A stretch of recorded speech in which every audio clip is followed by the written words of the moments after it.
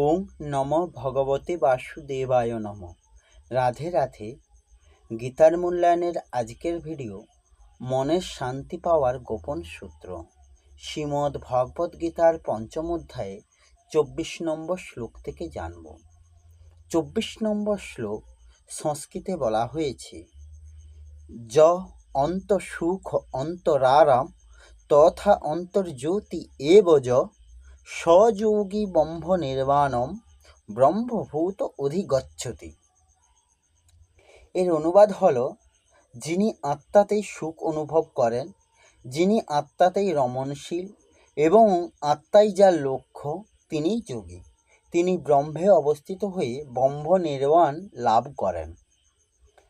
এই শ্লোকের তাৎপর্য হল, আত্মায় যে সুখ আচ্ছাদন করেনি, সে অনিত্য সুখভোগের বাহ্য ক্রিয়াগুলি কিভাবে পরিত্যাগ করবে।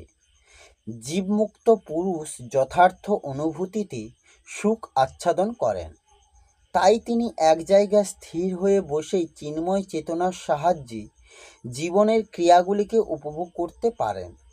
এই ধরনের মুক্ত পুরুষ কখনোই বাহ্য জাগতিক সুখের আকাঙ্ক্ষা করে না। এই অবস্থাকে বলা হয় ব্রহ্মভূত, যা লাভ করার ফলে ভগবদ্ধামে ফিরে যাওয়া সুনিশ্চিত হয়। এই শ্লোকের অপর একটি অনুবাদ হল, যে ব্যক্তির কেবল পরমাত্মাতেই সুখ এবং কেবল যে পরমাত্মাতেই রত এবং যিনি কেবল পরমাত্মাতেই জ্ঞানযুক্ত, ব্রহ্মে নিজ স্থিতি অনুভবকারী সেই সাংখ্যযোগী নির্বাণ ব্রহ্মপ্রাপ্ত হন। এই শ্লোকের ব্যাখ্যা হল, য অন্ত সুখ অন্তরারাম তথা অন্তর্জ্যোতি এব য, অর্থাৎ যার প্রকৃতিজাত বাহ্য পদার্থের সুখ অনুভব হয় না, একমাত্র পরমাত্মা হতেই সুখ অনুভব হয়, এরূপ সাধককে এই স্থানে অন্তঃসুখ বলা হয়েছে। পরমাত্মা তত্ত্ব ভিন্ন অন্য কিছুতেই তার সুখ বৃদ্ধি থাকে না। সর্বদা তার পরমাত্মা তত্ত্বের সুখ অনুভব হতে থাকে, কারণ তার সুখের আধারে বাহ্য পদার্থগুলির সঙ্গে কোনো সম্বন্ধ থাকে না। স্বয়ং নিজ সত্তায় স্থিত থাকার জন্য বাহ্য পদার্থের বিন্দুমাত্র প্রয়োজনীয়তা নেই।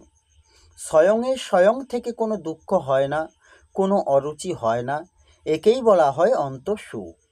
যে বস্তু চিরদিনের জন্য পাওয়া যায় না এবং সকলে পায় না, তাকে বলা হয় বাহ্য। কিন্তু যা চিরদিনের জন্য সকলে পেতে পারে, তাকে বলা হয় আভ্যন্তর। যে ভোগ্য বস্তুতে সুখ ভোগ না করে শুধুমাত্র পরমাত্মা তত্ত্বের সুখানুভব করে এবং ব্যবহারিক জীবনেও যে শুধুমাত্র পরমাত্মা তত্ত্বের সঙ্গে সম্পর্কিত, সেই সাধককে এখানে অন্তরারাম বলা হয়েছে। ইন্দ্রিয়জনিত জ্ঞান, বুদ্ধি সম্পর্কিত জ্ঞান ইত্যাদি যত প্রকার সাংসারিক জ্ঞান আছে, সেসবের প্রকাশক এবং আধার হল পরমাত্মা তত্ত্বের জ্ঞান। যে সাধকের এই জ্ঞান সর্বদা জাগ্রত থাকে, তাকেই এখানে অন্তর্জ্যোতি বলা হয়েছে। সাংসারিক জ্ঞানের আরম্ভ ও শেষ হয়, কিন্তু এই পরমাত্মা তত্ত্ব জ্ঞানের আরম্ভ বা শেষ থাকে না। এটি নিত্য নিরন্তর স্থিতিশীল। তাই সবের মধ্যে এক পরমাত্মা তত্ত্বই পরিপূর্ণ হয়ে আছে।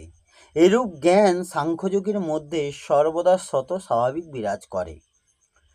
সযোগী ব্রহ্ম নির্বাণং ব্রহ্মভূত হদি গচ্ছতি, অর্থাৎ সাংখ্যযোগের উচ্চ পর্যায়ে সাধক ব্রহ্মে নিজ স্থিতি অনুভব করেন, যেটি পরিচ্ছিন্নতার দ্যোতক।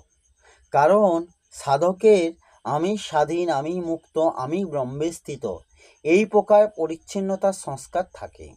ব্রহ্মভূত সাধকের নিজের মধ্যে এই পরিচ্ছন্নতার অনুভব হয় না।